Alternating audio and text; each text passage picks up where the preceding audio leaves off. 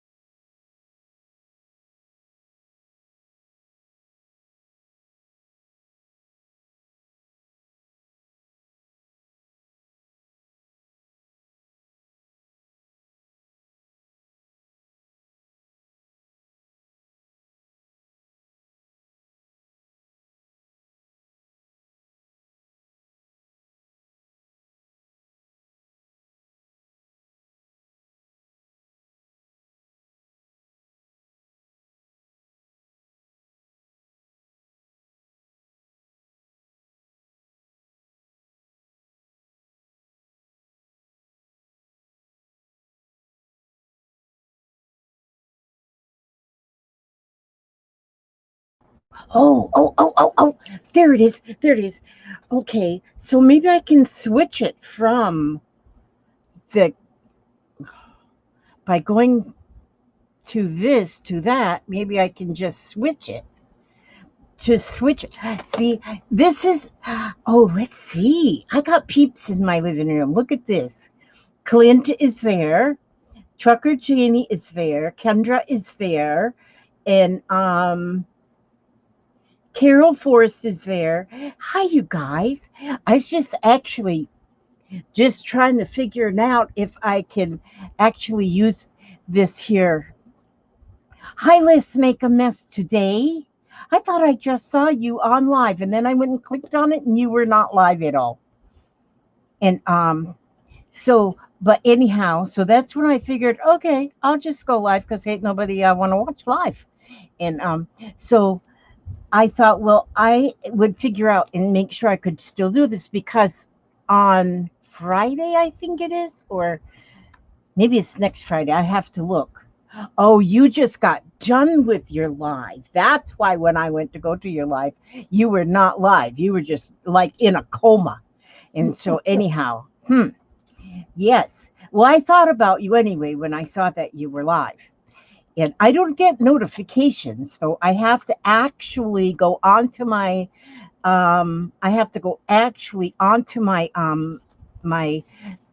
Yoo-hoo, you not Yoo-hoo, my not I have to get on my YouTube channel and to see who's live by clicking on the doohickey anyway. And so, but I'm going to be in a hop. I'm going to be in Mary Altier's hop. I'll probably saying that wrong because I never am able to say her name right. And but before I do that, I gotta look back on the message and see when it is so I don't miss it. But we are we are she had put together um a hop, and each person on the hop is going to do a craft or something that is something that people would want to do, something people could sell at craft shows. And so I said, yeah, I'll take a spot there. And I'm going to be making some little keychains, beaded keychains, which are quick done and can be sold. They can be made quickly and sold, you know. So Nicole, Relax Cotton Glue. Hi, it is good to see you here. That is wonderful. And so so I am just sitting here doing absolutely nothing. And this morning I did a video this morning, I think, but I don't remember what it was doing. Or maybe I didn't do a video this morning. My memory just isn't really well. I did yesterday. I did a video, which, oh my gosh, I learned. You know what I learned? I learned about hi Bootsy. Bootsy, I was watching your video on your that you made showing how to make the fringe.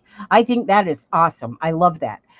But you put it on you were putting the fringe on a little zippered pouch.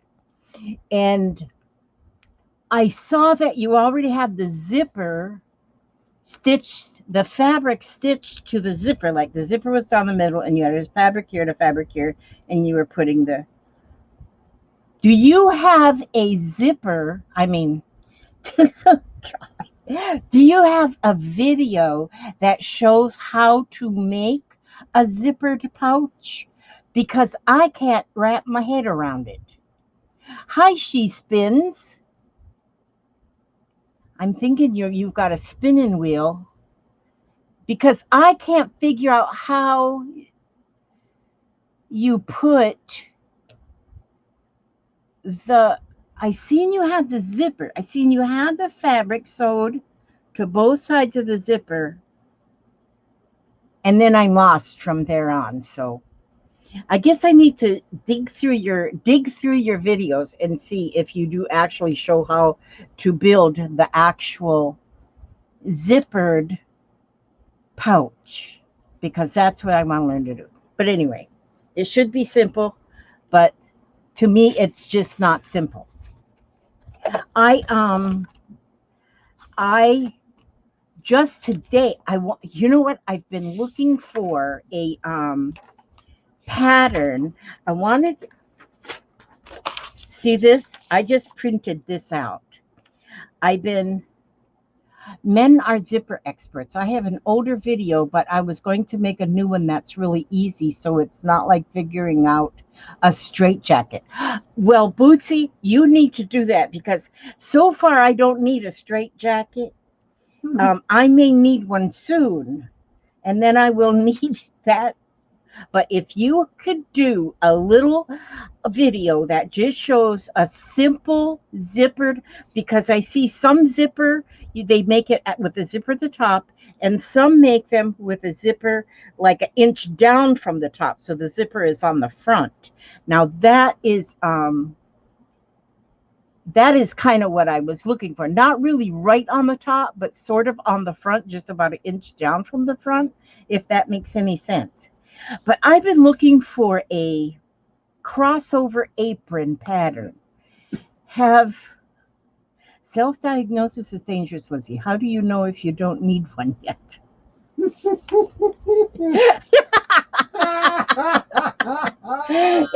I have ideas that I may not need one soon.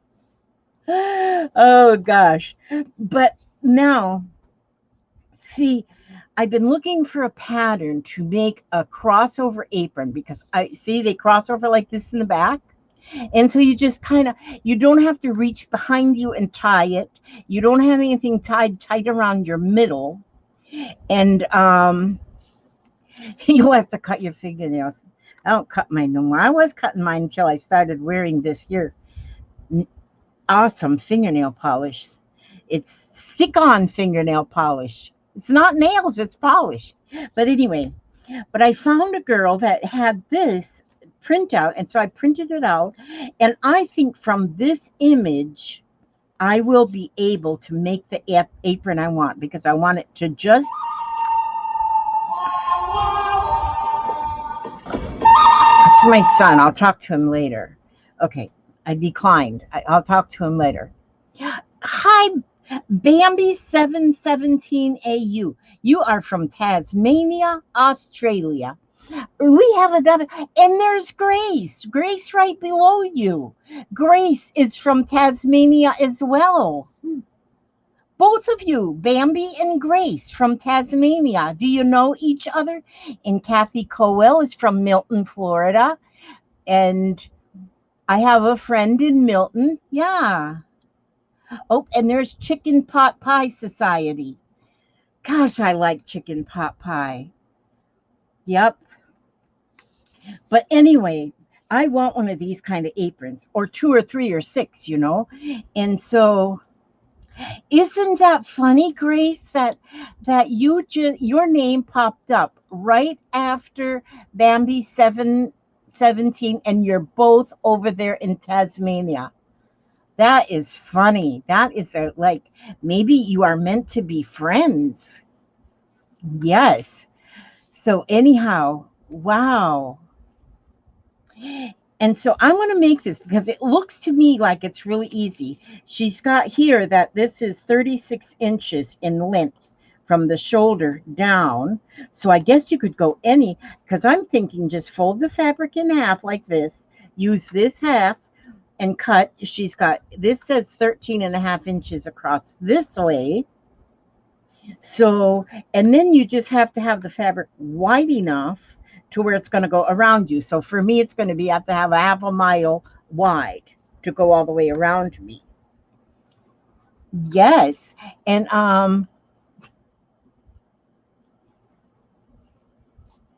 oh yeah, I need this storm going through, and I have another friend that is up in Alabama. I just sent her a, a well, my granddaughter is up in Alabama, and she, you need a bigger book for the pattern. But I think I'll be able to do it from this pattern. I think I'll be able to make my apron. Yeah, my granddaughter is just north of Birmingham, and so yeah, I think I'm gonna love it. And with the big pockets in the front, I want pockets. I want pockets in the front to where I can put my phone in my pocket, put whatever I need in my pocket. And so, and it doesn't, like usually a pattern, apron, you put it in, it's around your neck. For me, it just gets heavy. And if I put stuff in the pocket, it's just too heavy. It's just too heavy. So I'm going to like that one. And so, but my granddaughter, she said that they're already having some bad weather up there, but she says it's just very stormy, but it's not actually the storm coming through yet. So the actual eye of the storm is kind of going south of her. But I have a friend, Joy, which I just sent her a message. I haven't heard a response yet from her, but it's going slam right across her front door. I'm telling you. And so that's just, and it says it's only like I don't know, I haven't watched the news. All I get was what people say, and apparently it's like a category 1 or 2. So, and I'm not sure exactly where the eye is. Timmy's doing good, Grace. He's doing well. He actually is released on November the 16th. November 16th. He will be released. He will be out of prison, thank God. And he will be going he's put in 3 different addresses. 3 different people have said yes, he can come here in Florida, and somebody said yes, he can go to Arizona with his dad, and then there's another person in New York that says he can be there. But so far, the parole people haven't decided where he's going to go. So as far as he knows, he's going to a halfway house. But at least a halfway house will not be in prison. So that is really good. I'm so glad he's getting out of there. He should never have spent the last 4 years there. For you all who don't know, my grandson Timmy has been in prison for 4 years. He's in prison basically because he threatened suicide. And he threatened suicide. So because he threatened suicide on Father's Day 4 years ago. 4 years ago, it was on Father's Day. A few months before that, or a couple months before, he had lost a baby. His girlfriend was pregnant. There was a very bad problem with the fetus, with the baby. And there was no way that this baby was going to be able to survive. And so they had given the parents 3 choices. They could either wait and let nature take its course and just let her, she was about 7 months pregnant at the time. And so they told them, you can either wait and let the baby be, but she had a big growth on her spine, on the base of her spine. The growth was bigger than her head, the baby's head. And so they said, either you can, they said the baby is not going to survive, although the baby was alive at that time. And so they could either just leave things go and let nature take its course and let her go into natural labor whenever that might happen. Or they could do a cesarean section, or they could inject the baby, the fetus, the unborn baby, with something that would stop her heart. And with the cesarean section, or allowing the baby just to nature take its course, both of them were very detrimental to the mother, because they called it a mirror effect. The problem that the baby had would go to the mother, most likely, in either one of those ways. But if they could stop the baby's heartbeat and then let the mother still carry the baby, I think it was 2 weeks, and then induce labor and let that baby be born, then that growth would shrink, and there would be less chance of the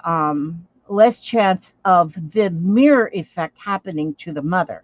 And so my grandson, well, the both of them together decided they would go ahead for the safety of the mother, is to stop the baby's heartbeat.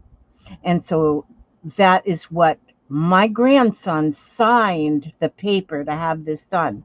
Well, then a couple months, and so it was done. They went home for 2 weeks. They had to arrange for the funeral and everything, with her still carrying this baby and their little daughter. And so, and then a couple months later was Father's Day, and the people at the apartment building where they lived, were having a barbecue. So my grandson and his girlfriend went to the barbecue, and but my grandson started feeling really horrible. I guess he had a couple of beers, which is not good, but and then he was feeling horrible, thinking, I don't need to be celebrating Father's Day when I killed my daughter. And that's just kind of how he was feeling. And so he told somebody there that he was just going to go back to his apartment and kill himself. And so then he went back to the apartment, and but he really didn't plan to kill himself. It was just the beer talking, I guess. But then somebody called the sheriff's department and said, gave him that story. So the sheriff's department went up there and to talk to him, and they they said my grandson had a gun. He didn't have it in his hand. He had a vintage pistol. It was an old pistol that was given to him by his father, which was given to him by somebody else. He had no ammunition for it, but he did have a pistol, a little gun in his house. And so um, and the policeman asked, well, were you going to use it? And he goes, yeah, I was going to use it, but just on myself. I don't deserve to be living. He was still in that kind of a mode. Well, they arrested him for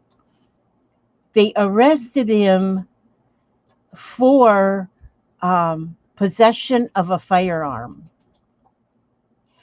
And for the possession of a firearm, nothing else came into play for this, just the possession of a firearm, and it was not registered. He got 4 years in prison. So he's up there in New York, still in prison, but he gets out on the 16th of next month of November, and then he will go, I guess he's going to a halfway house. And so he's not even really sure.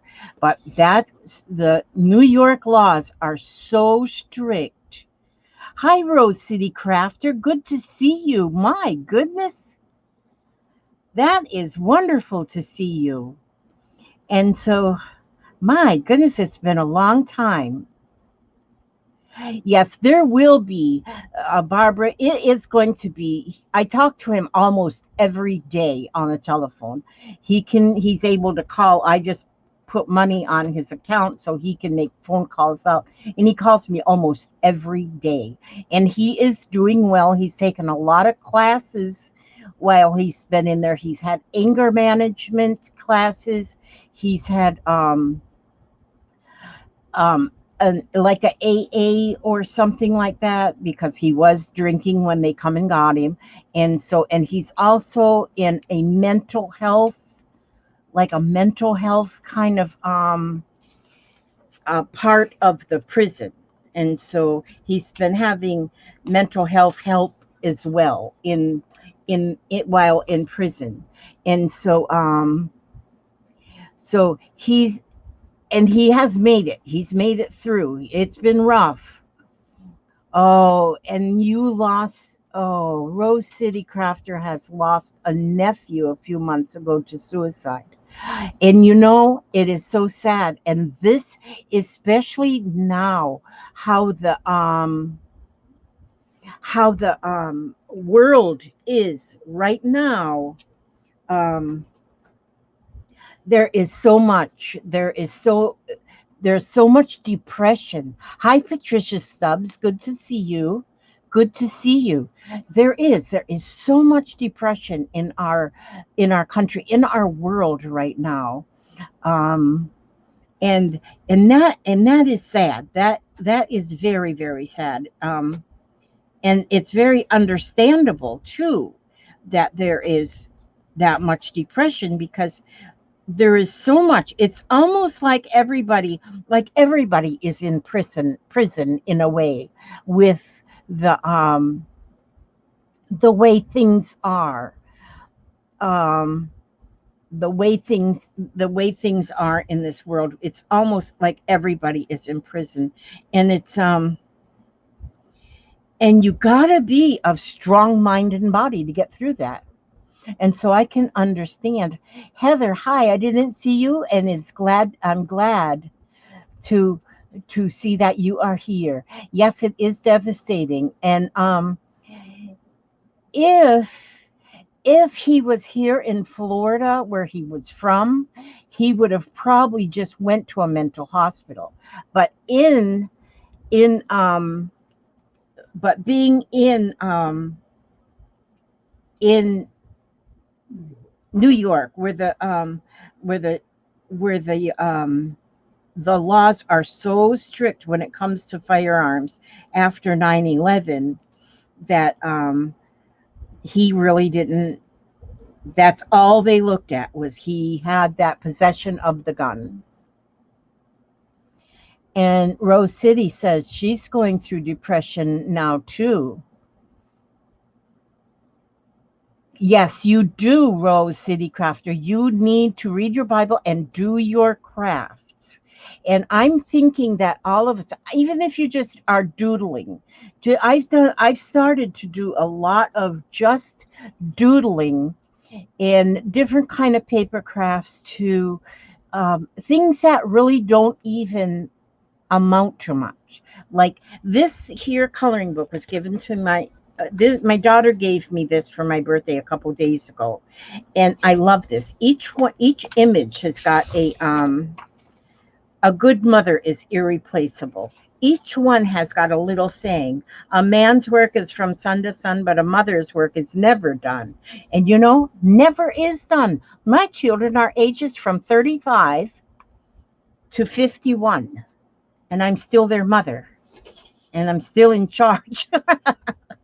Well, I'm not really in charge, but yeah, it is so true. And I love this coloring book. And so, well, I was working on a different one. Oh, this one here. I want to do this one, but I want to do this one. I'll have to do it with my magnifying glasses on. But there's some pretty, look at that cow. I'm going to do that cow. That cow's going to be pretty. You know what? I'm going to do that cow. See, you can switch. You can start with something and then switch to something else. Okay, this one I can't use my colored pencils, so this one, I just got these markers from Artesia. Artesia sent me these. There's 100 TWI markers, TWI markers, which means they've got 2 points. There's 100 in here. You know what? Artesia, I think, is my favorite brand of art supplies anymore. My favorite, because they are just so neat. Now, these are TWI markers. So there's a blunter end on one side and a fine point on the other side.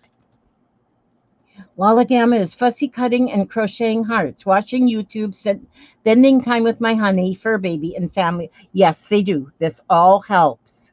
You're always fussy cutting, and I bet you have crocheted 6 zillion hearts in your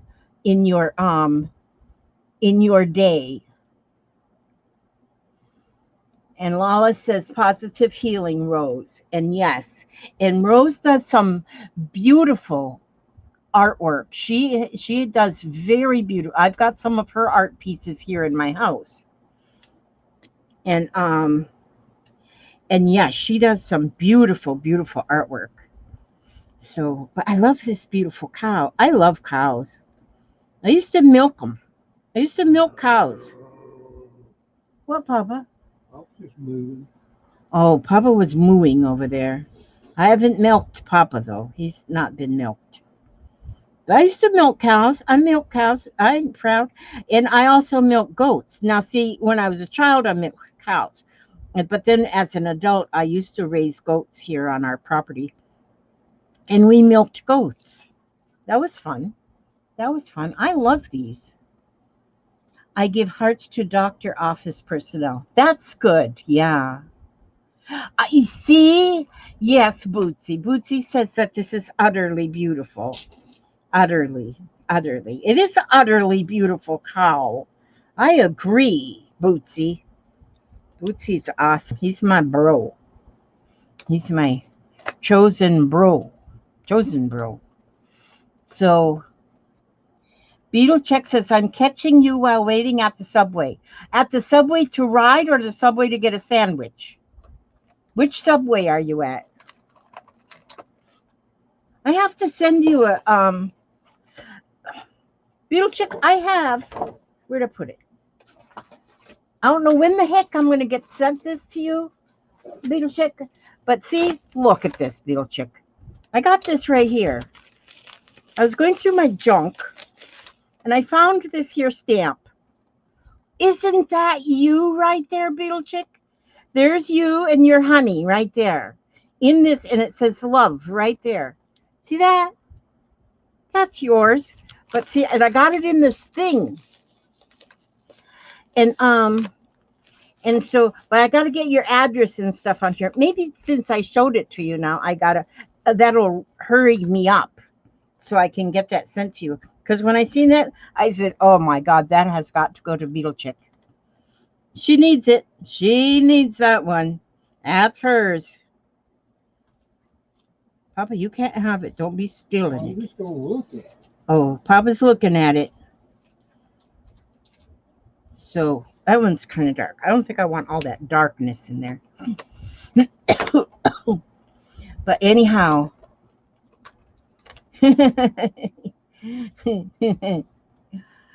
Oh my gosh. Yeah, I've been missing. I have. Gosh, I can't believe Eden is 19 months old.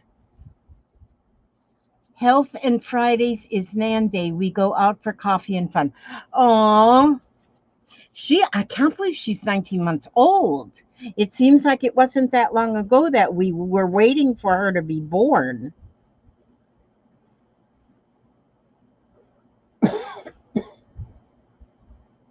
Yep. Oh, this one I need to get the skinnier end. Lala says hi. She loves you. She loves you, Papa. Thank you. He says thank you. Oh, yeah. I like this fine tip on here. That is really fine tip. That is a real fine tip on here. I like this. This is pretty. I think this is a Miss. Yeah, this is definitely a Mrs. Cow with that udder there. Yeah. And yeah, so hopefully, Beetle Chick, I get that thing mailed out really quick. So I think about you. I think about a lot of people because I also got another little stamp that I found that I'm going to send to Beth Schuler. It seems like on Beth Schuler's channel, she's always saying woohoo, woohoo. She's always saying that. She's like a little owl, And here this said woohoo. I said, I got to send that to Beth. So I put that in the envelope. That's going to go to Beth. Yeah, sometimes things just remind me of stuff, of people. And so, yeah, they do. And so, yeah, see how I can't color this spot? And oh, and one thing I was doing too is just the other day, Papa, would you get me that when where are you going? Okay, bring me back that paper, that picture I got on the counter. It's of that fall picture. But this was the first one I did. When I learned about my baby is turning 4 in February, that doesn't seem real to me. And all the many days of back pain I suffered. 4 in February, with those days passing. 4 years old? Your baby's turning 4 years old? Thank you, sweetie. Hi, Johanna. I just mailed off your envelope this morning. I just mailed that off. I got it yesterday and mailed it off this morning. Your self-addressed stamped envelope. So you should have that in a couple days. Yes. Yeah. And so, but I learned about this. They call it paper toll, TOLE, where this paper is layered. Now this one here, I love, this is the second one I made, but I did a video making this and oops, what did I do here? Wait a minute, I think I messed something up. I hope not. Okay, yeah, I gotta move my mouse. I touch my mouse and everything goes kaputski.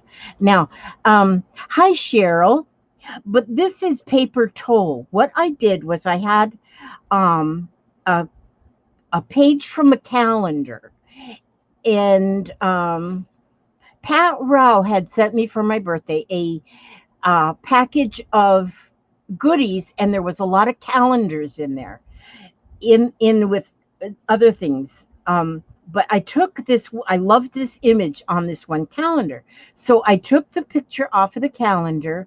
Hi Hedgewich Hollow. Hi, beautiful. Oh my gosh, she's my twin.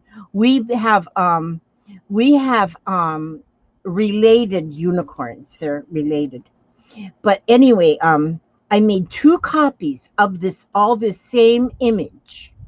And so if you, hi Lise, I'm going to be making Lise one of these too. She would like to have one, something like this. But this is a fall image. And if you can look at it, I cut three, I made two copies. So I had three pictures the same. So I left the one just like it was. The second one, I cut out this house. But when I put the house, and then I glued the house onto the original. But I've got behind it, you can kind of see how it's behind, it sticks up. There's, I use corrugated cardboard pieces, and I put the so this is lifted up from the original picture, but it is right where the house is in the original picture.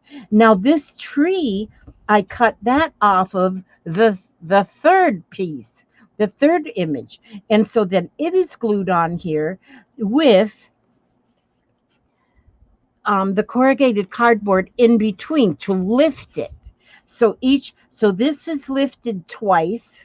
The tree, the house is lifted once. The hay wagon, I put of two layers of the cardboard underneath this one, and underneath then then out of one of them I cut out just the pumpkins, and there's one layer. I did a video doing this so you can see how it's done, but I love this. So see, like the barn, it's set out, the tree is set out farther than the barn, and then there was only one milk can here, but then I added the second milk can, so there's two, but they're both lifted up from the image. And then this tree here is also lifted up from the original image. Now on this, now this is just using all the three of the same images, but you could go with this, and if you had the right sizing and stuff, you could put a little dog here, you could put some little people in here, you could maybe have a little boy standing here and have a kite up in the air. Um, it could you could take some threads right here and have spinning threads coming out of the chimney to look like smoke. There is so much you could do with this image, and I just loved doing this. So I'm going to be doing more. For some reason, I think that the one I do for Lise is going to need to have birds on it. For some reason, I think of cardinals. Well, if you look at her little avatar picture there, you can see a little cardinal there. I guess that might be why I think that she needs cardinals. I don't know. I could be wrong, but that's my guess. And so, gosh, these are like 100 of these markers, and these are all the Artesia. I just love Artesia stuff. Angela Tiglio Al. Yes, I am glad to see you here, Angela. And I'm not even going to try and say your name. My tongue gets all wrapped around my eye teeth. I can't see what I'm saying at all. Yeah.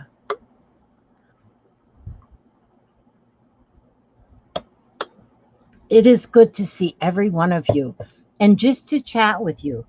And since I don't have anything to teach or to share or to whatever, I can just doodle away and read and there's Susan E. And Susan E says she's been a lurker for a few years. This is her first time joining in. I feel like I know all of you. Very good, Susan. And lurkers are fine. They're just, and that's not even a really good name. It almost sounds illegal, but we just call them, what do we call them? We had a name. Gosh, now I can't remember the name that, my friend Laura in Jersey, the Jersey Crafter, come up with a good name. I can't remember now what she called them, but they're silent observers, I think. Yeah. So that's good. We need silent observers too. We need everybody. Everybody needs to be here. That's right. And so I love my cow. I love my cow. You know what I think I'll do? See this? I don't want that one. That one's too dark. Well, I don't want that one's too dark. I want any dark colors on my cow. You know what I'm going to do? I am going to get this, what color should I? I'm getting a colored pencil. Let's see. What should the main color of my cow be? Let me see. I think she's going to be this color. What kind of marker is this? Oh, it's not a marker. It's a color pencil, Crayola. Oh, and there's Nifirkt. Neferkit 1. Hello, how are you? I'm happy to have you here. You are wonderful. Thank you so much for coming. And I'm going to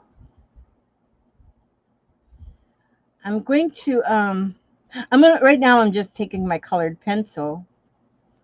This is a Crayola colored pencil, by the way. And I have a lot of different colored pencils. Now who's ringing my phone? Oh, that's Timmy. I'll talk to him later. He's my buddy. And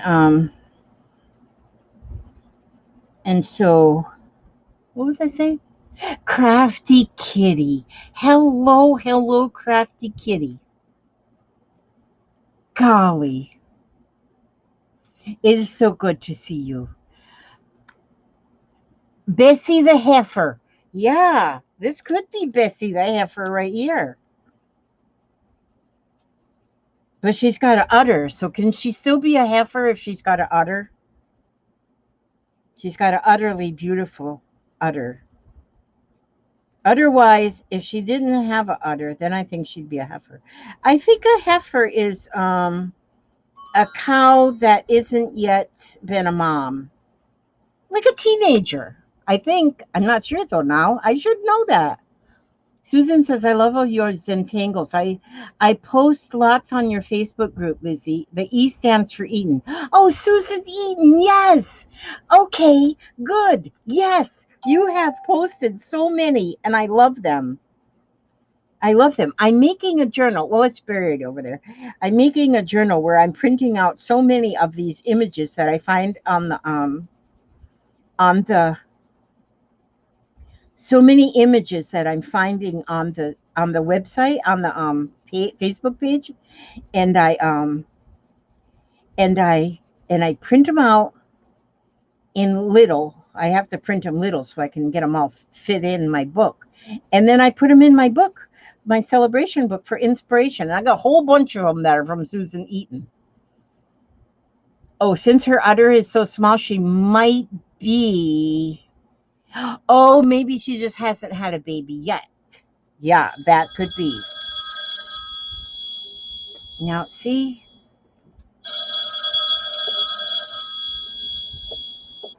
why does the phone always ring when I don't have time? When I don't have time. Okay. So, and right now I just don't have time. So, oh, and there is, let me see, My World in OKC. Tammy. Is that your name? I think that's Tammy. I think so. I hope so. I am expecting a package any day from Tammy because is it Tammy? It is Tammy. I'm just going to assume it's Tammy. And because this pattern, see this pattern that I have, Tammy? This is what I want to do. I want to make the crossover aprons. And this is the pattern. I don't have like a pattern, but I got this image. And from this, hi, River. From this is what I'm going to use, that fabric that I got from your auction. And I'm going to make myself some crossover aprons. See how they cross over like this in the back? So they are easy to get on, easy to get off, and they don't hang on your neck. And so this is what I plan to do with that fabric. And these are going to be the pockets in the front like this. So I am going to love it. And the fabric is so pretty. I should have bid on there. There was one that I said, darn it, I should have bid on that. And that was that one that was like red and white striped, like seersucker. That night I said, I should have bid on that one too, because I did like that one as well. Maybe you'll still have that one on your next. On your next, are you going to make and sell? I don't think I'll be able to make them good enough to sell.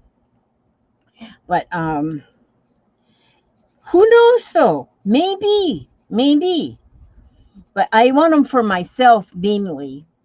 And to be honest with you too, this type of an apron, the way it fits over, I could actually wear this apron like in public. And because I've got some like extra spare tires I carry around with me, just in case I have a flat. If you wear something like this over your clothing, over your clothes, like in the wintertime, I like to wear a long sleeved like t-shirt. I love them. But I can't wear them without having some over them. Otherwise, you see all my spare tires, and I like to keep them hidden. And so, Kathy, that was over at My World in OKC. You always wear an apron. That is awesome. I love aprons. But she had the most awesome fabric, Kathy. And I don't know. Do you know when your next auction is going to be? If you know when your next auction,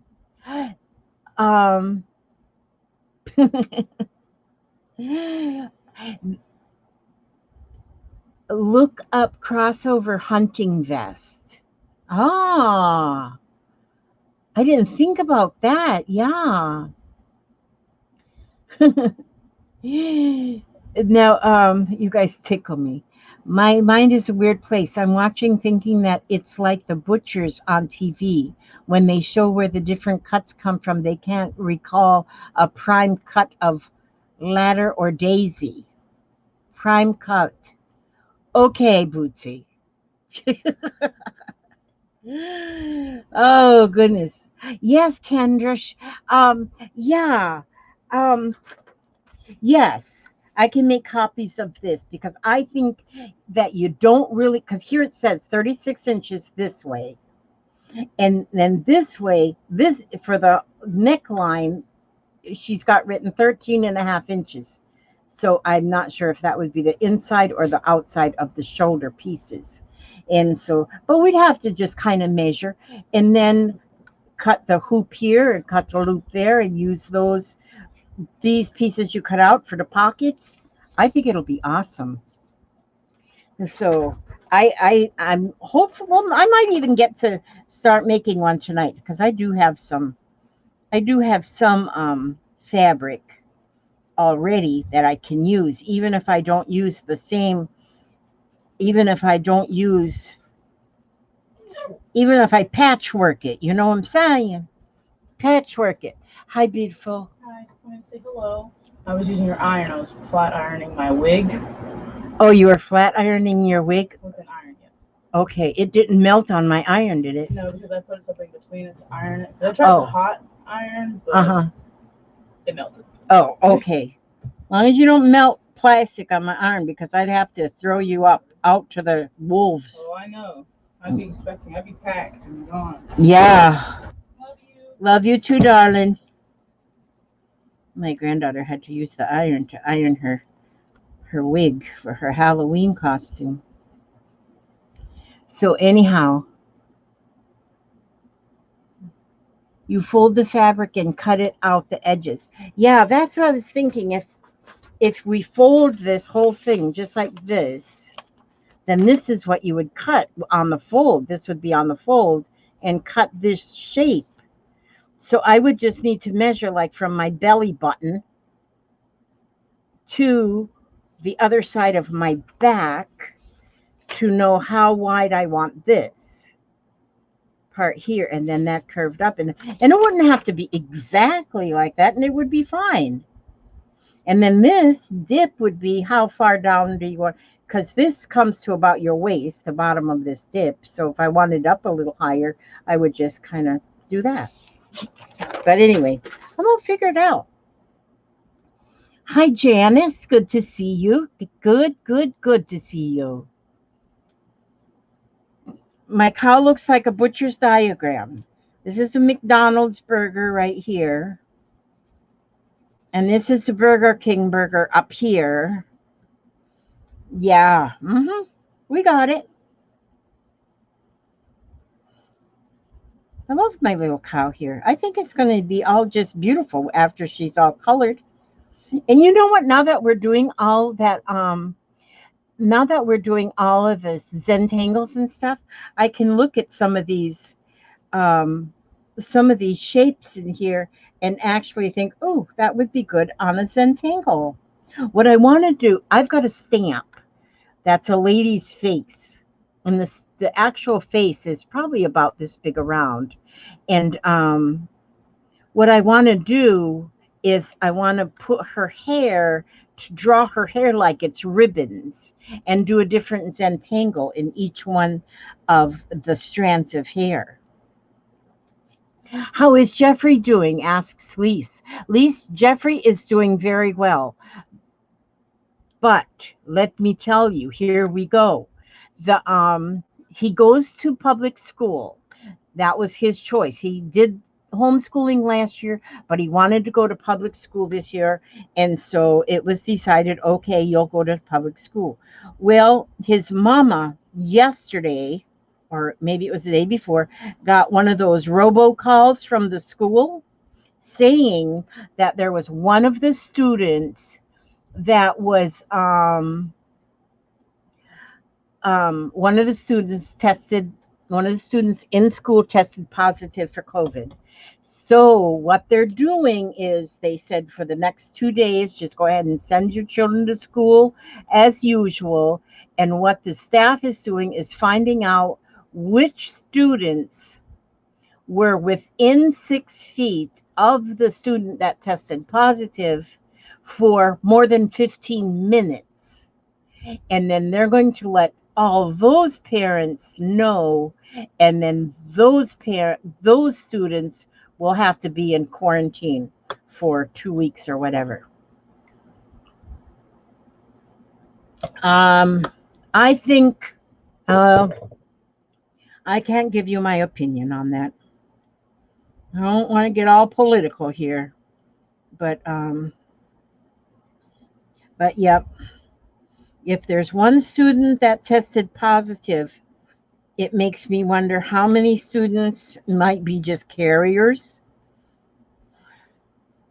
I don't know. This COVID is far from over. Far from over. And boy, do I feel bad knowing that even one child is affected. Because there for a while this is middle school now. This is 6th grade through 8th grade is what's in this middle school where he goes. 6th through 8th. So they didn't say what grade the child was in this call. All they said was that it was a student. Of course, with the HIPAA laws and all, you can't divulge, that personal information. So even when they do find out which students were around this student, they still can't, they can let those parents know. And They can let those parents know, and then I don't know, they'll go from there. Some people are transmitters, but not everyone is susceptible. Yes, that's what I heard. All it takes is one droplet of breath attached to a speck of dust being breathed in. It doesn't matter if he is 6 feet away, he has been walking and breathing for days infected. Yes, that's right. That is right. Yep. And Susan says everywhere she looks, everywhere she goes, she looks for Zentangle shapes. I'm hooked. Yes. I see some of those images. This is my book right here. I swear I pile things up and then I can't find a flippin' thing. I got my book. It's piled up over there. So if others are not sick when they are all together, it's a good chance they'll all get sick. There is that chance. There is that chance.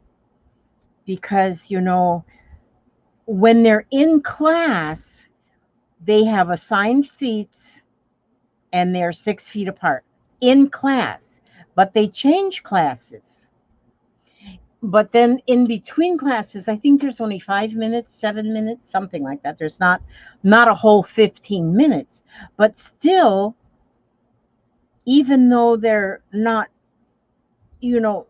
they're close together, not 6 feet apart in the hallways when they're changing classes, or I don't think they are. I haven't been there and watched it, but I would think that when the kids are, and then on the school bus as well, they're not 6 feet apart.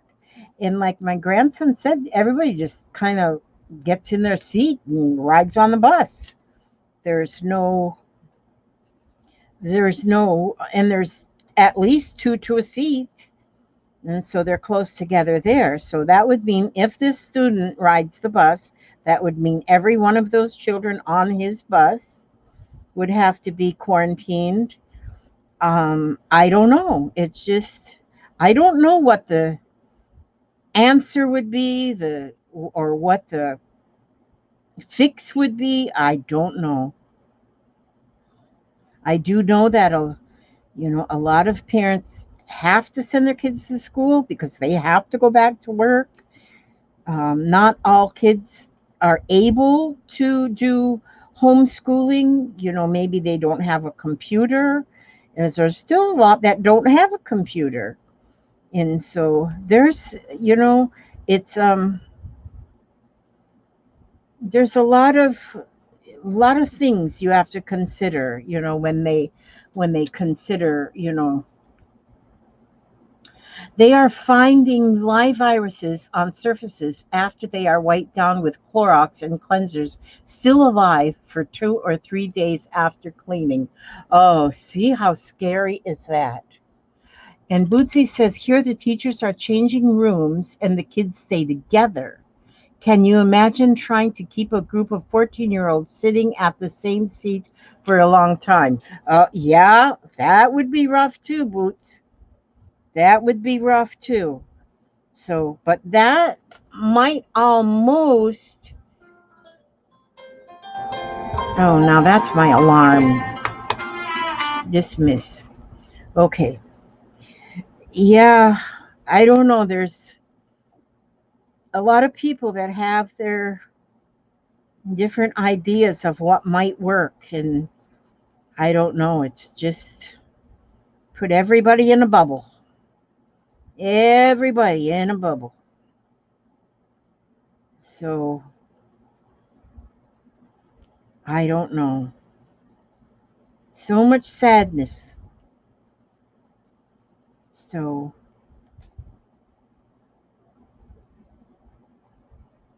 there are tons of homeless kids in school here. No, that is true too, Lala. The homeless kids. There is a lot of homeless kids. I know here in Florida, and from what I have seen, that they're everywhere. I was watching a documentary that I think it was in Oregon or maybe Washington, up there, so somewhere. But I thought, I didn't think there was a lot of homeless in the cold states because it gets so cold. But there is homeless even there. I was thinking maybe Florida had more homeless because um, it doesn't freeze here. Well, it does freeze sometimes, but a lot less than it does up in the northern states. But there is problems with homeless everywhere. Kendra says here we have more kids at home than at school, so the rooms only have about 10 kids per room, and the teachers move from room to room. See, that is a little bit better, I think. So many homeless kids in the country. That's supposed to be the most advanced and powerful in the world. New York has a lot housed in motels. Yeah, yes.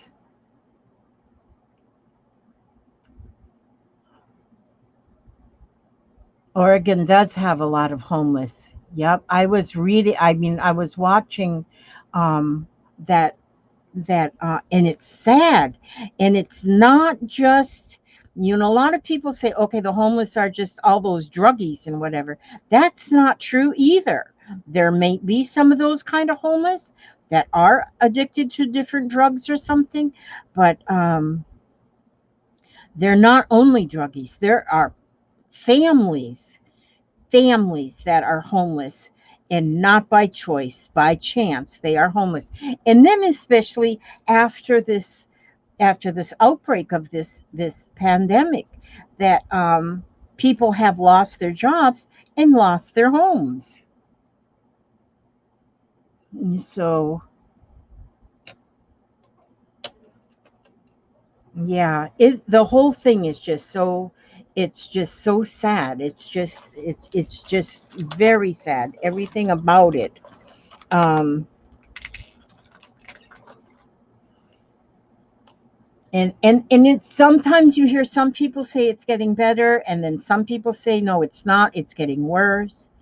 And so my husband and I don't even watch the news anymore because um you get so sad watching the news.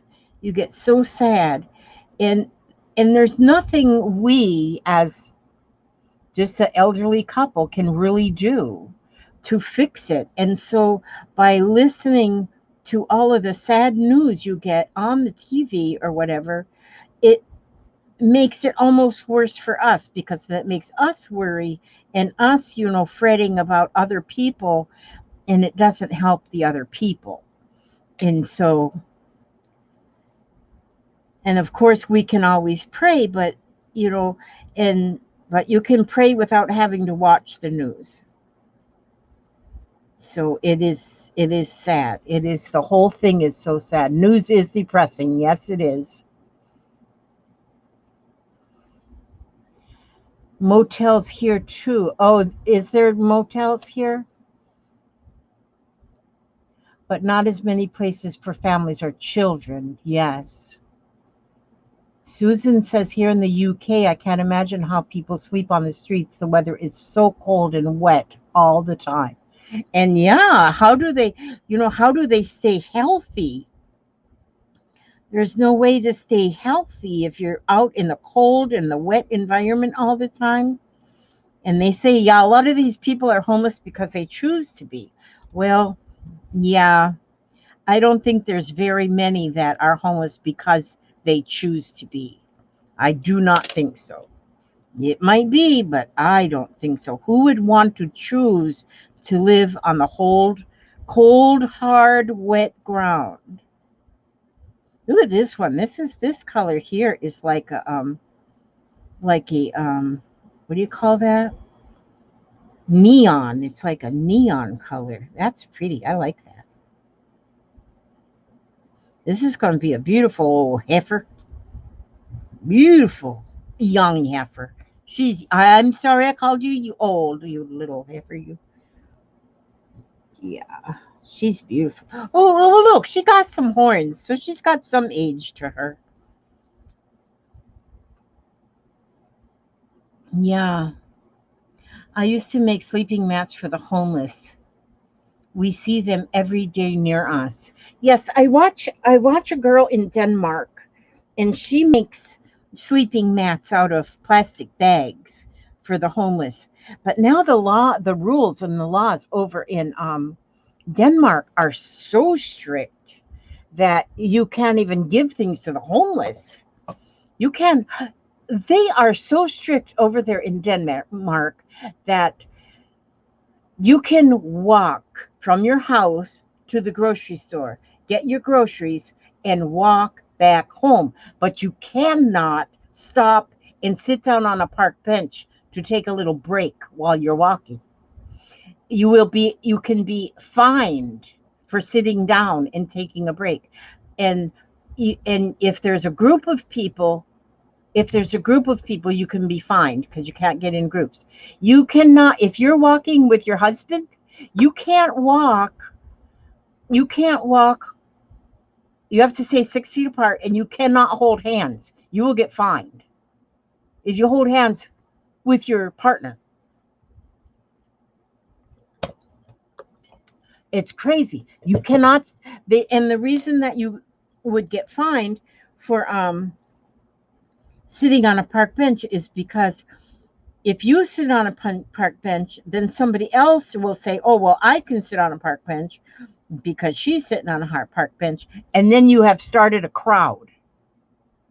And so you can't sit on the park bench. I'm telling you, it is something. But with those strict guidelines over there, they are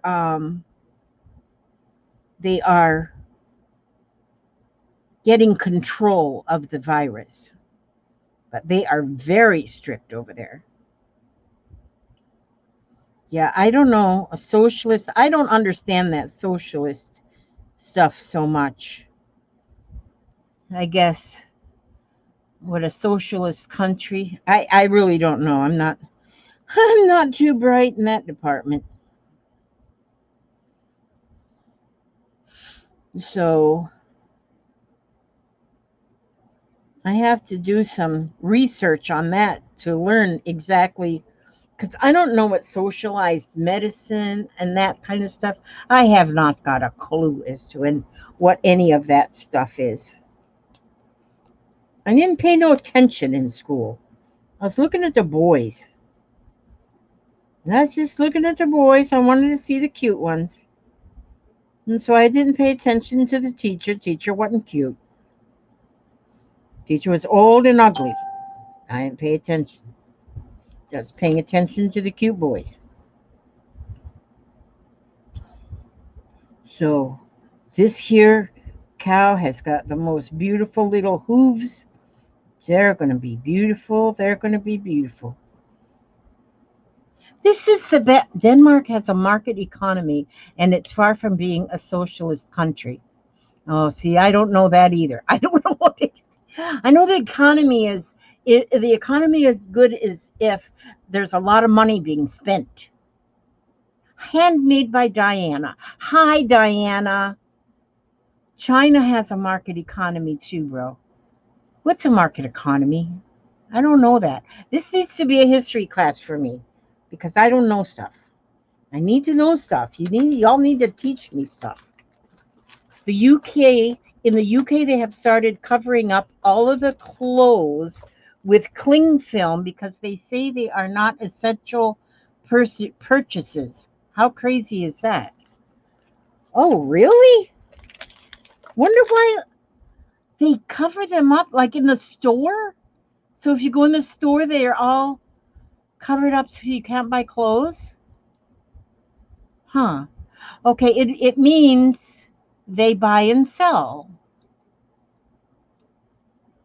Okay. Well, we buy and sell. I buy and sell. Hmm. Hi, Kate. Google is not a reliable news source. Hey, I learned that. Yeah.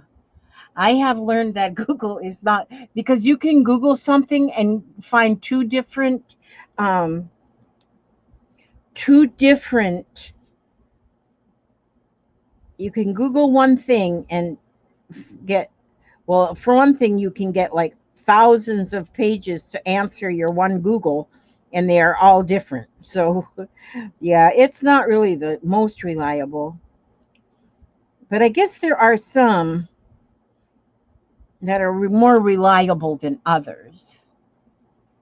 Canada has socialized medicine. There are advantages and disadvantages. Yeah, I don't know. I don't know how that works. I mean, I understand it that medicine, socialized medicine, I guess is like money comes out of your paycheck or something for medicine. I mean, for doctoring. I don't know. Time to change the subject. I heard a character say on TV, I'm not religious, but have learned that if you say no to everything, it's much the same effect. Okay, we'll say no. Oh, you were suggesting to me to Google the definition of socialism. I like to go to Wikipedia when I do some research on something. I do find that Wikipedia is like a little encyclopedia, and it gives you a very basic something, a very basic little bit of information on what you're looking up. So that I do use Wikipedia a lot. That's what I'll do. I'll look up that. I'll look that up. Now, let's talk about farming. How many of you were raised on a farm? Yes, Daisy gives rainbow colored milk, sort of like a unicorn. Yeah. Were you raised on a farm? Anybody? Anybody? What kind of farm and what animals did you have? What kind of farm and what kind of animals? Or were you a city slicker? Not me. Susan E is not me. You know what? Don't be saying that you're not me because and no farm for Kathy either. Because I used to say to my children, who ate all the chocolate? And they said, not me. They'd say, not me. And so it was you. Oh my gosh, it was Susan the whole time. Yeah, not me. No, but anyway, Carol, chicken and cows and corn for Lala. Carol Forrest was on a farm and lots of crops. Yep. I was raised with cows. And I don't know why my mother would say I was raised on a dairy farm. My mother would, we'd leave the door open. She goes, was y'all raised in a barn? I say, yes, Mama, you raised us in a barn. But anyhow, I was raised on a farm, on a dairy farm, with Holstein cows, and we milked them and sold the milk to the Meadowbrook Dairy in Esco, Minnesota. That's where we lived. Esco, Minnesota. You ate all, and see there, you're admitting. Janice says she stayed on a farm once in a while. Cows, pigs, and chickens. All we had was we had cows and we had 2 horses, but the horses were work horses, so they pulled like the plows and stuff. They pulled the plows, and in the wintertime we would always go on sleigh rides because we had a sleigh, just a big metal sleigh, and the we'd hook the horses up to the sleigh, and we could all get on the sleigh, and all over the field we'd go for sleigh rides. And Diana just saw an article on Facebook. A cow was chewing on a python snake. It only happens in Australia. Chewing on a python snake? Oh, I thought they only hay and oats. I was raised in Queens, New York, where JFK Airport is, and it was kind of rural. I had some chickens, rabbits, and such. There were a lot of small family farms in that area too. Now is all JFK Airport. So you have been in the same place now, Bootsy, since you was a young lad. Yeah, farming is hard, but farms are a lot of work. Yes. And I never really, because I was raised on that farm, I'd never even really thought of it as work. I enjoyed it so much. I loved my cows. I loved them. And you're going to think this is gross, but I love how they smelt. I love how they felt. I love how soft they were. I just loved them, and I just loved them. I loved being in the barn. I loved the smell of the hay.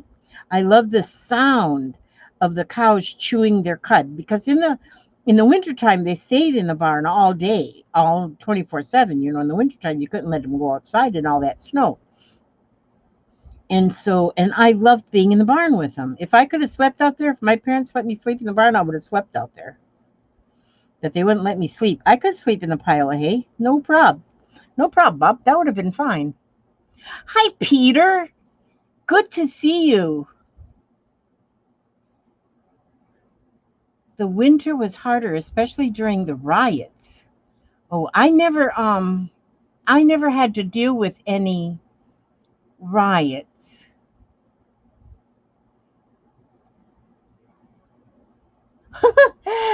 And Susan says when they were kids, they tied a string to a tea tray and sit on it while the other kids pulled us along.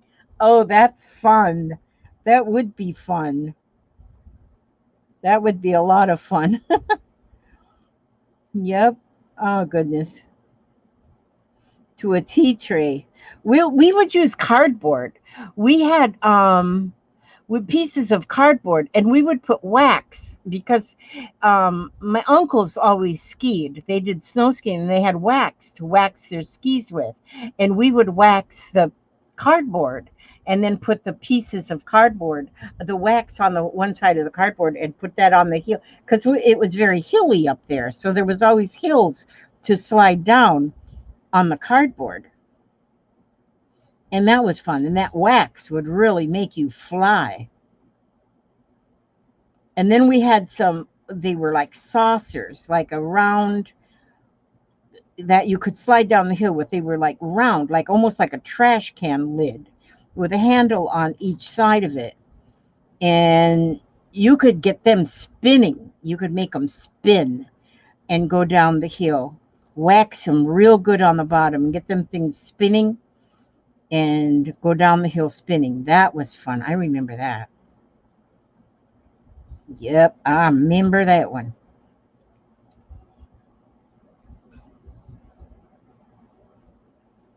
I love their eyes. They have the most beautiful eyes and lashes. Yes, we drove past a truck full of cows. It was saying how beautiful they were, and my son says, "There goes your moccas."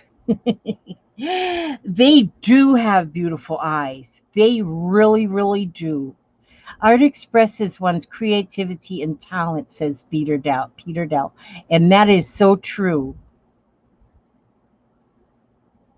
The snowballs, yeah. Carol says in the forest, in the winter, my dad would pile the manure. That's we had down our barn, there was like a track. We had the manure bucket, which went down a track that went down that was hanging on the ceiling, hanging on the ceiling. And then this manure bucket, it hung on that track, and so you would just kind of walk down behind the cows and in the gutter, and then there was a manure shovel that fit right.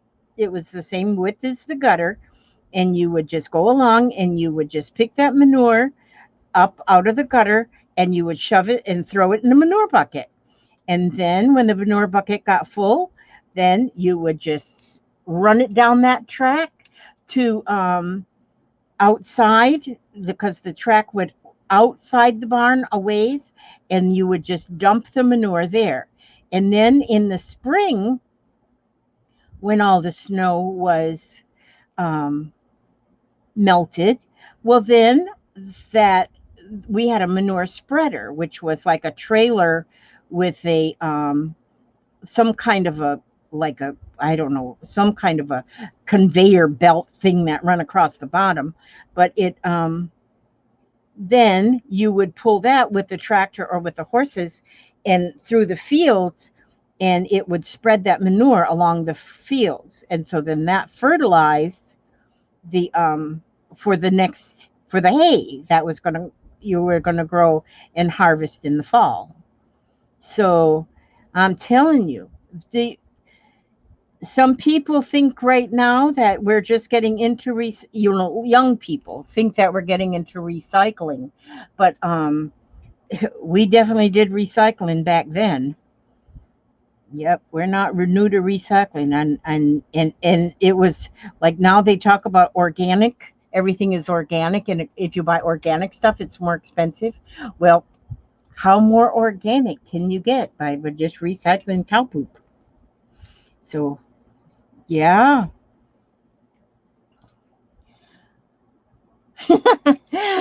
Carol says her brother would throw frozen cow flops at her.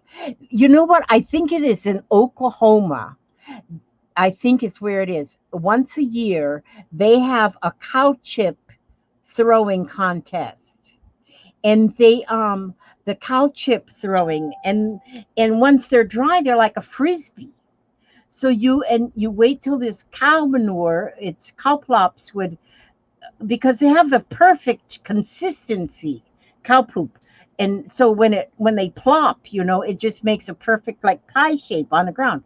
And so you save it, and you pick the cow plops up, and you get them and you save them and you dry them up, and then once they're dry, you can paint them. You can paint them. And in Oklahoma, and I think it's Oklahoma, I might have the wrong state, but they have the cow chip throwing contests. And but then they had artwork done. They would, the artwork that you would do on a cow plop, or we just called them cow plops. That's what they was called. Yeah, these cow pies, but they were or but they called them the cow chip throwings. And whoever could get their cow chip to go the furthest was the winner. And I guess they got a trophy or something. I don't know. But isn't that amazing? Yes, and that is so. Yeah, fling the cow pies. My brother recycles sterilized human waste as fertilizer for his crops. Wow, no, I never heard of that. Everything was recycled. Yes, there was no waste. And if you think about back in them pioneer days, there was no, you didn't put your trash can out to the curb. There was no trash to put out to the curb. And so, you know, recycling now is like not a new thing at all. It's not a new thing at all. We've been recycling forever. So, but yeah, we've been, and now, but now it is very, very sad the packaging that things have to go into. I mean, you can buy just the smallest little item, and it's this huge packaging that they put it in. And some of the packaging can be recycled, but not all of it. And so I know us crafters, we try and recycle everything. We recycle just everything we can think about. But I don't know about that human waste stuff. Lala burned some trash and used some in your gardens. Yep, there is so much though. Like even now, I my paper. I've been shredding my paper in a shredder so that I can make new paper out of my paper. Make new paper out of my paper scraps. Yeah, my son asked me one day. He goes, "Why not just use paper? Why make paper if you can just go buy paper?" But yeah, it is well sterilized and it doesn't even smell bad. I know they've got they. I know. I have to look. I have to look. I have to do some Googling on that one. Is what you can do with recycled human waste.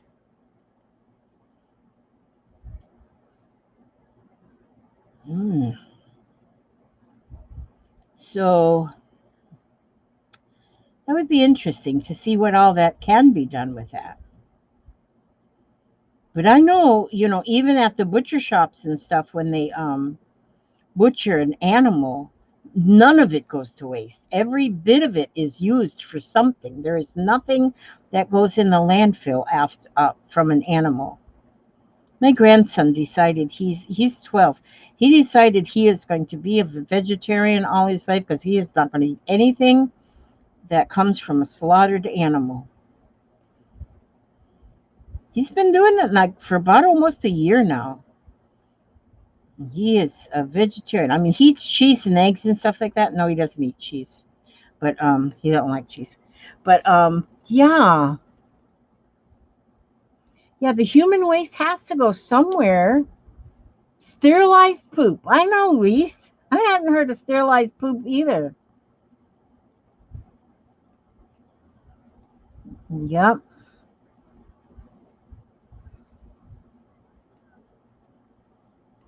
Yeah, that has to go somewhere. Yeah, the things that we think about when we get to chatting on here. We went to the town dump. It was an old-fashioned chat room. We had a dump. When we first moved out here, we've been out here now 46 years on this piece of property.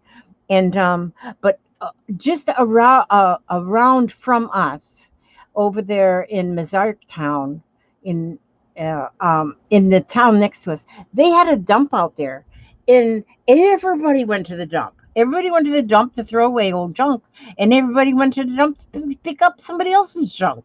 Now they don't allow you to do that no more. You can't go digging through the dump. Darn it.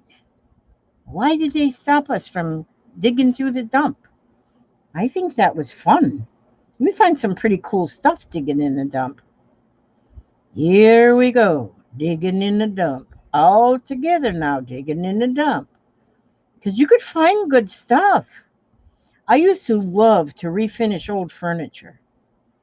And I did it a lot. And I used to find like an old coffee table or old chest of drawers or something. Cart that sucker home, strip it all the way down. Well, if it was good wood. And yeah, the old fashioned chat room. It's like at the gossip fence. And so I'd carry stuff home and I would refinish it. Or like sometimes you can find old chest of drawers and use the drawers out of the chest of drawers and make shelving units to go on the wall, really pretty ones. And so, but now they don't let you go pick through the dump anymore. They'd rather just bury it or something. I don't know what they do with it. I guess they just bury it. Once I read something or seen I seen it somewhere or something about, and I think it was in New York on the Hudson River or something, that that they had barges that were full of barges that was full of garbage. Is Bootsy, is there actually barges up there that are full of garbage because they don't have no place to put it? Or what, did I dream that? I don't know. I might have dreamt it. I do have some weird dreams. Really weird dreams. I don't know why.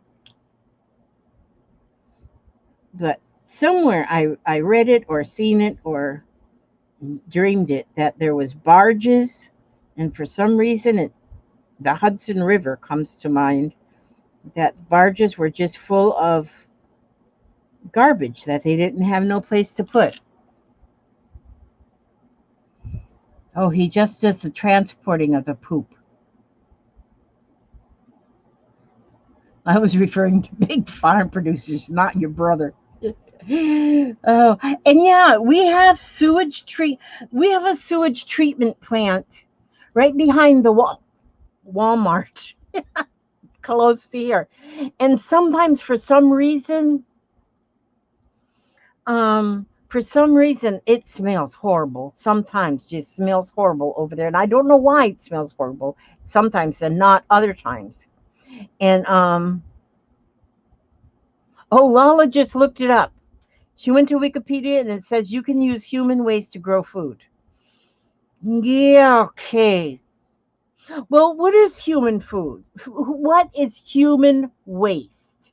Human waste is the food you put in upstairs here, and it goes through your body. It pulls out all of the nutrients that your body needs, and then it comes out at the other end, whatever your body doesn't need. So if you eat a pork chop and a baked potato, in a couple days, that pork chop and the baked potato is going to come out in a lump. Okay, human waste has many germs and other things in it. But I wonder, see, now I need to know, I got to figure out, because I know they've got a sewage treatment plant. A sewage treatment plant. And it's like big tanks. It's behind the Walmart here in Spring Hill. I'll have to figure out. Let's tell my hubster to look that up for me. My hubster, look that up for me. What do they do with that stuff after they treat it? And we don't know what they're treating it for or treating it with, but I bet somehow. So how come if a cow eats human waste is toxic and has pathogens? Whenever we had the farm, we saved the poop, the manure, and used it as fertilizer in the fields, just as it come out of the cow. And the urine went into like a well, and then a couple times a year, the urine collecting people would come and they would collect the urine out of that well where all the cow urine went all summer. I mean, winter. Cows eat only veggies. Well, I don't know, because somebody up there just said that cow was eating a snake. A cow has 4 stomachs. Okay. And so maybe the stomachs then they eliminate the bacteria, maybe?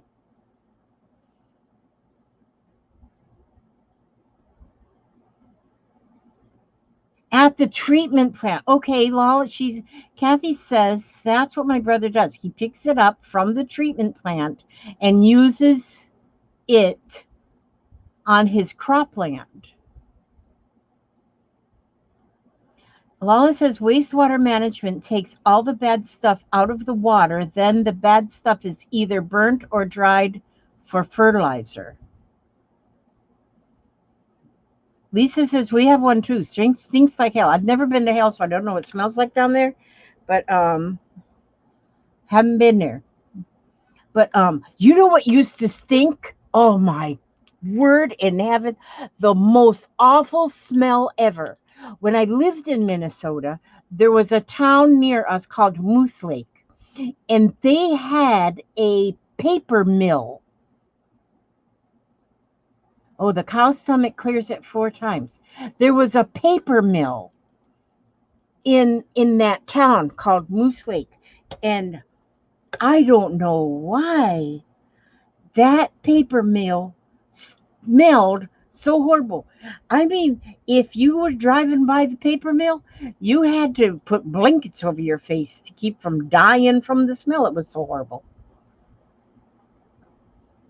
I wonder why because there's no poop in a paper mill.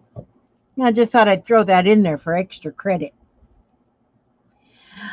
If it stinks, it probably isn't being done correctly. Our treatment plant in our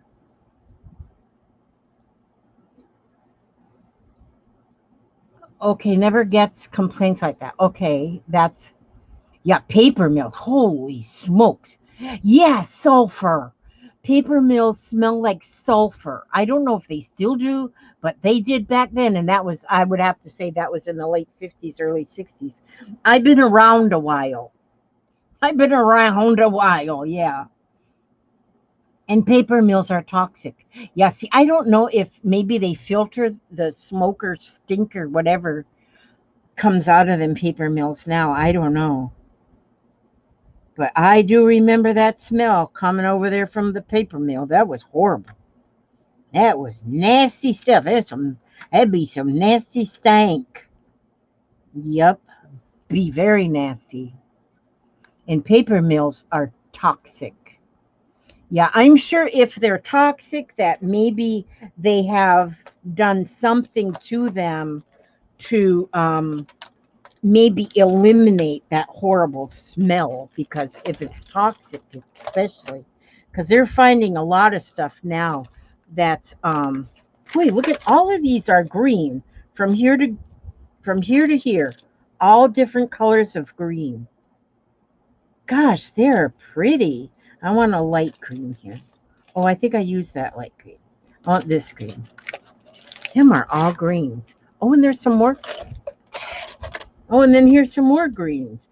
This is a lot of greens. This is a lot of markers. I like it, these markers. I like it to be these markers.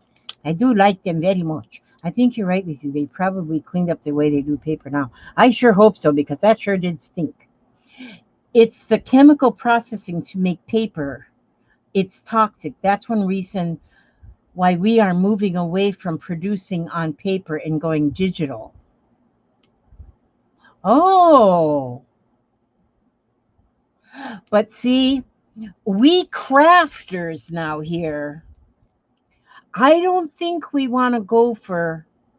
I do too, Susan. I love the Artesia products because you like this is a hun. Well, they gave me these just to play with them and let them and let see how I like them. And so they have been giving. I've bought from them too, though. I have bought from them as well. But I love the Artesia. There's none that I don't like. I have some fabric paints, and I'm going to be playing. I have done a little bit of the fabric. They sent me those. They sent me. I don't think I would have bought fabric paints, but they sent me the paints and fabric markers, and so I'm going to do some artwork with those. And the pencils, the colored pencils, I think were the first thing they sent me. I bought the watercolor paints. I don't remember now. I don't remember all that stuff. My memory is kind of going kaflooey. Kaflooey, my memory. But actually, it's a good thing. It's a good thing sometimes when your memory is going kaflooey. Because sometimes you don't remember stuff you don't want to remember. And so, yeah. You know how many times a day I say I don't remember? Yes, see, we've got to collect our paper while we can. That's right. And books. Kate loves books. And they can't make books without paper. Gotta have paper. And although a lot of books now are digital, you can get so many digital books, but still, like my husband loves reading, and he does read digital books, but lately he's been reading the real books, paper books, because he said he just likes the feel of that book. And could you imagine not having a library? Jeopardy is on. Alex really looks good for a man that is so ill. He's amazing. Oh, Alex Trebek. I like to watch Jeopardy. And you know what? I don't know why I like to watch it, because yeah, check it out. Wikipedia again, Lala. It's your job. You're the Wikipedia lady. I don't know why I love watching Jeopardy, because I haven't watched it in a while because we don't watch TV anymore. But I never would if I got an answer before the actual contestant got the answer, I thought I'm like Albert Einstein. I was smart. And I would just assume that those people that couldn't get the answer was probably just kind of, I don't know. It empowered me something terribly. I'd scream at the television, send me the gift. I got the answer first. Or Wheel of Fortune. Boy, is it fun when you get the answer before the actual contestants get the. So I used to watch it, Wheel of Fortune and then Jeopardy. But we haven't done that in like forever. Because we don't turn on the TV. We just don't turn on the TV. This is these points. You get a real fine. This one end is fine enough, but then this this point is fine fine like a fine pen. Like it doesn't tell you. This is called acid green. It doesn't tell you what you know. Water-based ink, blendable. Oh, it's blendable. It doesn't say what measurement, so some pieces say like it's a O2 or a O5 or a whatever O something. This doesn't say that. This keeps that information secret. No TV time with YouTube. Yeah, I've been watching a lot of YouTube movies lately. I just got on a movie kick where I've been watching some movies. But but but mostly I like to watch I don't like nothing scary, and I don't like too much mush in them. I just like real life music. I'm smart. Okay, because I got one answer in Jeopardy right. I'm smart. In New York City, the libraries are only being used for using computers or free Wi-Fi if access. Very few people actually read paper books anymore. Isn't that something? Yep. And I think it's mostly us older ones too that want to read the books, actual books. But I have a lot of books, but my books are mostly like reference books or teaching me something. I like to have a book. Yeah. They say that Mary Berry says that people don't use cash in New York City either. And cash money is probably the worst thing to carry around in your hands as far as bacteria. And so if you use a lot of cash, you think about where that money has been. That's when you use a lot of hand sanitizer, if you're handling a lot of cash. I don't use a lot of cash, but then I don't go out. And so I pay online, or I pay, but I get $20 a month cash money. $20 is my cash money for the month.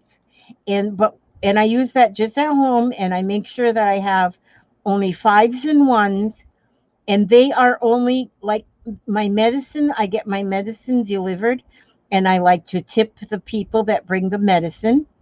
And that's basically for what my $20 a month is for tips, or if a grandchild is over, and if I feel like I need to give him $1 for something, then I have that dollar. And sometimes I'll send my great grandchildren a little card, and I'll send them $1. And they get so excited when they get in a little dollar in their envelope. But that's my mad money for the month, is my $20 cash. So at the beginning of the month, I already used up all my cash this month.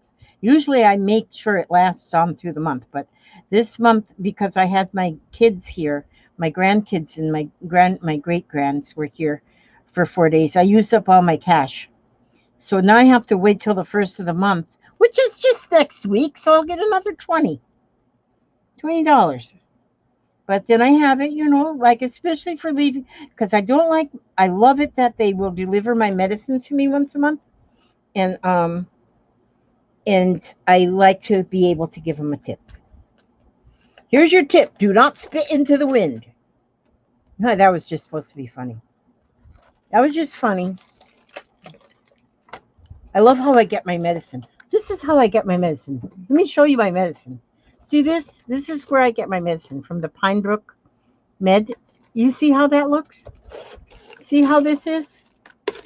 This is my medicine for in the morning. This one is for mid-morning. And this one's for mid-morning. This one's for before I go to bed. And it's all in a roll. And so I do not have to go through it and fix it and put it in those little cups and whatever. Because it's all right there. And then they deliver it to me on top of that. So, and then it just sits right there in front of me so I won't forget. And like my alarm just went off a while ago at 7 o'clock. What time is it now? 7:45. Yeah, because I take my medicine at 7 o'clock. But I'll take it in a minute. I'll take it when I'm done here. I'm not done yet. I haven't done a live stream in a long time, so. And you know, it's better if I do live streams and I'm not actually doing something. The receipts have a chemical that goes over the typing and it's bad to handle. Oh. Our little library has fewer books than it did, but still provides a lot of valuable services. Yeah, libraries do have that. And I think small children especially need to have books. Paper books, I mean books that they can.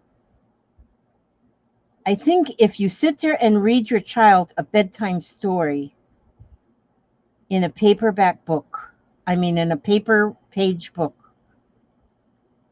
I think that's better than reading it off of a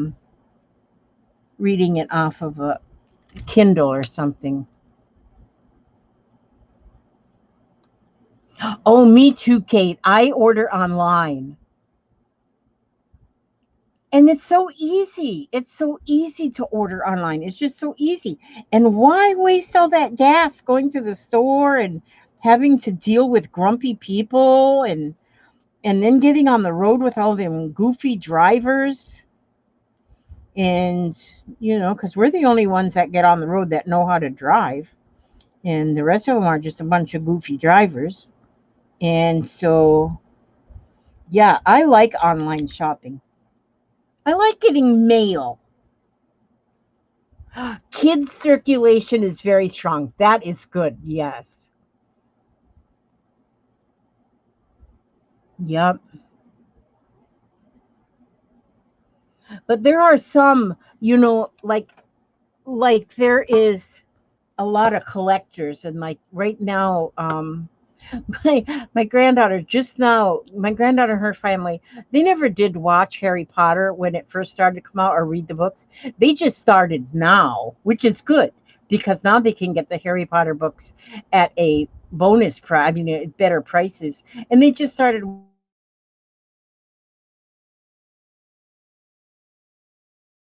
the whole collection.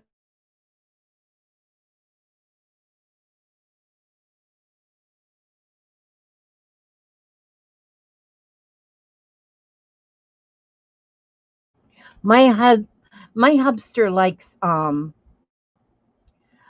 hubster likes who's that? Stephen King. He really likes Stephen King. I don't read no Stephen King because it spooks me out. But I bet my husband has got 50 Stephen King books on his library shelf. And he likes having those books.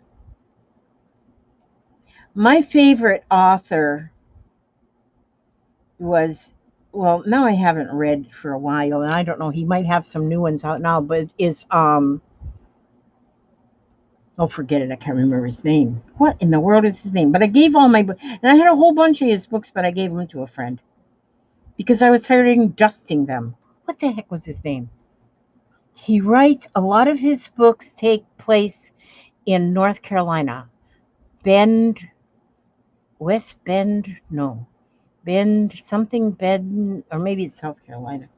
I guess I don't know much, do I? I can't think of his name. I think his first name has 4 letters in it. And his last name has a lot more letters in it. Does that help you out any? Yeah, I can't think of it. The heck was his name? But it's like tearjerker stories. He writes all them tearjerker stories. I really, really like them too. Let me think. A, B, C, D, E, F, G, H, I, J, K, L, M, N, O, P, Q, R, S.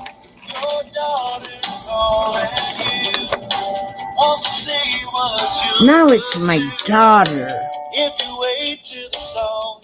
I'll talk to her later. You see that, how that goes? What the heck is that guy's name? I love his books. Just love them. Okay, you guys are going to have to just hang on for a minute. Hi, sweet daughter of mine. Yes.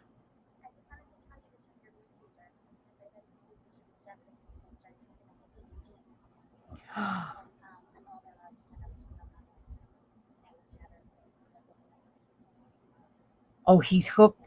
Is he hooked up to it now?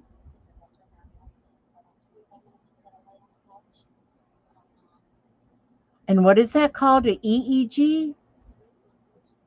I'll have to look that. I'm going to have to Google that EEG thing. But now he's good.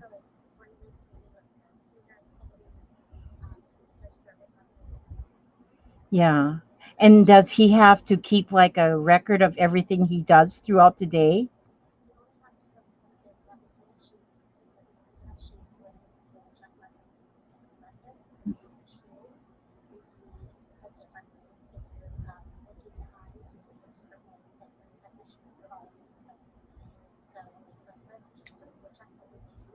Yeah. So is it like how many diode things is he hooked up to? 24? Uh, okay. And so it's hooked 24 leads are hooked to his head?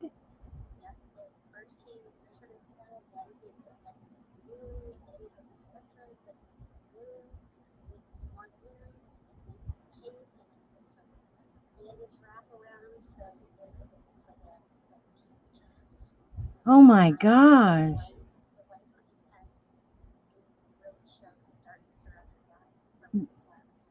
Yeah.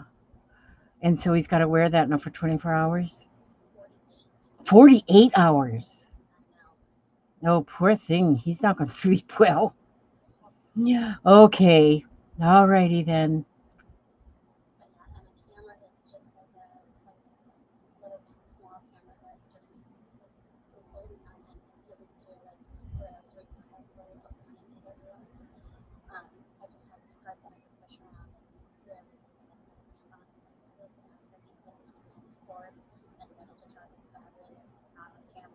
Oh, so he's on camera and got, oh my gosh. Okay, well hopefully they'll be able to tell what's going on. Yeah. Yeah, poor kid. Jeez. All righty. Well, I am actually on a video right now. Yeah. Bye-bye. I love you too, darling. Bye-bye. Tell Jeffrey I love him. Bye-bye. Oh, bless his heart. Wait a minute. I gotta look here now. Oh my word.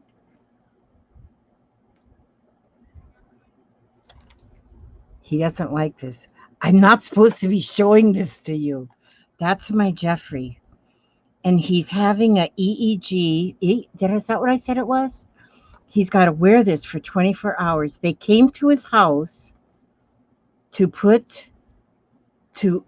attach this whole thing. Oh, that was him at the doctor. Okay.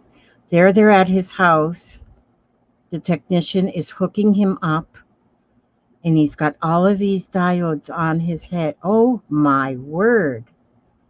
Look at all them wires. Oh my. Okay, and here they've got them all taped. Oh, and they're banded. You'll have to look at these pictures, Papa. Oh my gosh. It's Jeffrey having, okay, and then there's a little cart here with a camera on it, and they're going to watch him with the camera. Oh my word. What are they doing that? Here, because they want to find out. Oh, they're doing what? An encephalogram? Yeah, it's EEG. Yeah. Electroencephalogram. Something like that. Yeah, whatever. Gosh, all color. Oh my word. Bless his heart. He's been having some problems. And so there's a couple things they are looking for. Isn't that amazing? Yeah. Bless his little heart. How you fix your girl? I still have drink. Thank you, sweetie. Okay. Sorry about that. You done with your cow? No, I'm still working on my cow. Working on him. Still working on him. He's just is a nice cow. It's a rainbow cow. Okay, sweetie. I love you too, darling. Yeah, so they're looking for seizure activity.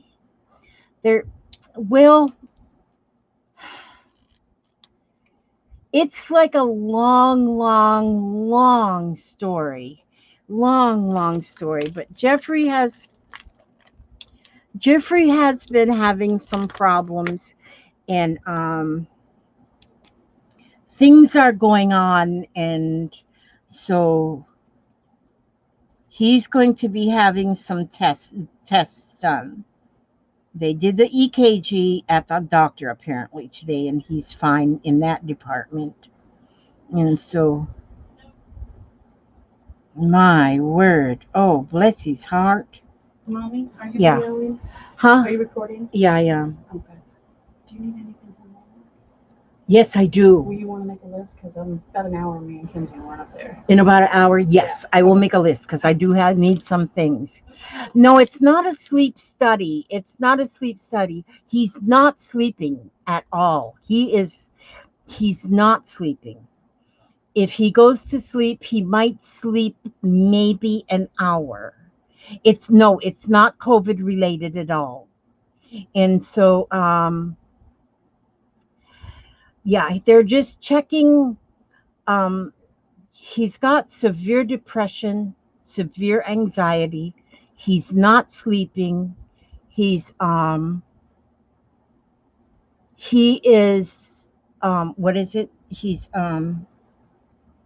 has, oh God.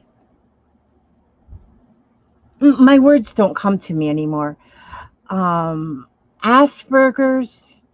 is a part of the what?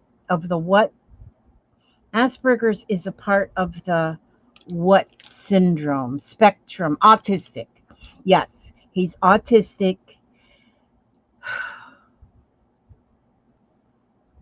And so he's going through they're doing a lot of testing on him to find out Asperger's is autistic, but they do not use the Asperger's word so much anymore. It's all under they call it high functioning autism. And so it's just, I'm curious now to see what this test will show. But he's got to wear that for 48 hours apparently. Oh, bless his heart. But so Jeffrey says you can send the pictures to Grandma, but do not put them on Facebook. So I just put them all the way around the world. Hey, when you're a grandmother, you have more rights, right? Right? Okay. He won't know that they're all over the world. Your husband has Asperger's, high functioning autistic. Yes. But even still, you know, it's amazing. There is a lady that I listen to that is absolutely amazing. Her name is Temple Grandin. Have you listened to her, Gail? Temple Grandin? She is amazing. She's amazing. She's got autism herself, and she is a psychiatrist. So, so, and like my daughter feels, my daughter feels right now is to really find out what's going now and not wait and then when he's 25 years old and then say, well, I guess I should have checked more into this later. But Jeffrey has been suicidal. I mean, it's been very, very bad. Yeah, he's had some problems. So this is what, yes, Dr. Grandin is very intelligent, and she's amazing. She is amazing.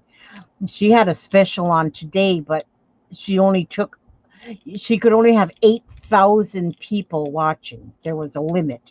And by the time I tried to get in, she already had the 8,000. So I couldn't get in to watch it. But she was on at 5 o'clock Eastern time today. But I'm sure there'll be because this was going to be a question and answer thing. Okay, and Carol says her grandson is high functioning autistic. And you know, it's almost. Yes, Janice, you're right. Janice says she thinks the hardest part for the autistic folks is being able to communicate how they feel because their whole wiring system, their whole brain is just wired differently. And they say like even people like Einstein was um most likely in that spectrum. And most people who are like inventors, those kind of people, are actually in that autism spectrum. And where like my mind goes everywhere. I might want to color this picture today. Tomorrow I might want to glue things together. The next day I might want to I might want to paint. You never know. And then the next day I might want to just sleep. And so I am as far away from being autistic as you know because my mind goes everywhere. Someone who is autistic, their mind they almost are tunnel vision.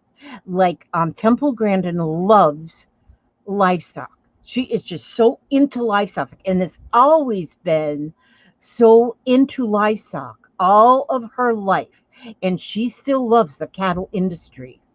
And yes, Carol, socially a disaster. Mary Berry says, and each autistic person is uniquely affected and empowered with special skills. Yes, they are. Yes, they are.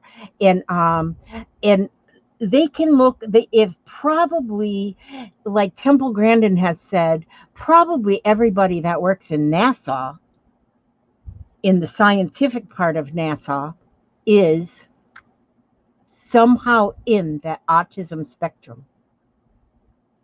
And so it's yep. Yes, tunnel vision. You get your mindset on something and it's just that's where it goes. Well, you guys, um my other daughter is going to go to Walmart and she asked me if I need anything and I need to make her a list.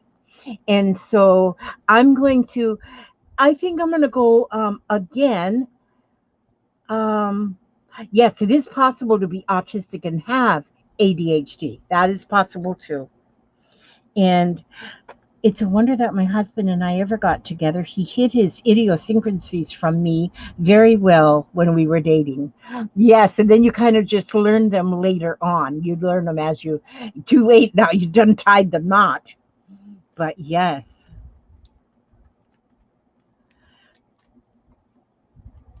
Okay, yep. All the rocket scientists are somehow in that autism spectrum. They must be to be able to stay focused on that one thing, focused on. And they say like a lot of scientists and stuff like that um, are um, they have no common sense. They're missing common sense. It's and not to say that in a mean way, that they are so focused on one thing and one thing only, and they don't even know how to tie their shoes. So, oh gosh, Gail. Yeah, I can imagine how it could get kind of aggravating. Well, now that I have showed you what's going on, I'll keep you updated. And I'm going to be doing some live streams now and again, just kind of when I just like feel like turning on the camera. And I'm not going to do a scheduled live stream at all because not a, hi Susan Ernst. Yes, I'm just fixing to get off. I've been on here for over 2 hours. That's amazing. That's amazing for me. Um, but I'm going to let you all go because I'm going to go ahead and write my list out for my daughter. She's going to go to Walmart, and there is a few things we need. We're almost out of coffee. We need coffee filters. I need my creamer. There's a couple of things that I need, and oh wow. Okay, so next time we get on, I'll give you an update. Maybe in a few days I'll get on and I'll give you an update once after he has these tests done after the 48 hours. And I will, since I've already told you that he's having it done, I'm going to showed you the pictures. Um, I'm just real curious to see how it shows. So I'm going to just read, I'm going to have to read something in because here's my you are stronger than you know, and I'll pick this book up, and here's one that says the war inside my body. So many of us are. Yes, Jeff, I will. Janice, I will. Jeffrey will definitely get your love. Okay. The war inside my body. There is a war inside my body. My brain explodes with bombshells of pain. The fog of the front line never clears. My muscles fire their artilleries as the dictator feeds on them. My blood and my heart beat on, passing resources along the supply chain, hoping they are not stolen by the marauding enemy. My immune system is under siege, surrounded and weakening day by day. But the dictator doesn't understand that. If I weaken, so does he. The more he destroys, the dictator only sees the present. He only wants to survive now, to see his children flourish. In a ripe and supple landscape that shrivels and decays the longer he resides here, me, my own muscles, my brain, my blood, overrun and oppressed, subdued and subjected. This war is painfully intense, and it feels as if victory will surely be his, but I will fight for freedom so that the verdant things, healthy things, fertile things grow in my heart, my flesh, my mind once more. Someday I will run along the pathways of the earth, and my imagination will fly amongst starlit skies, and war inside my body will be no more. That was written by Taryn O'Brien. I had never read that one before. That's kind of very deep and very interesting. But this book, these readings come from You Are Stronger Than You Know, words of hope and encouragement for someone living with a chronic illness. I like to read at the end, for those of you who are new, at the end of each one of my videos, I always do a little reading, or sometimes I sing a song. And and um and each one of them are something positive and something inspirational maybe, but something that we need, something that we need.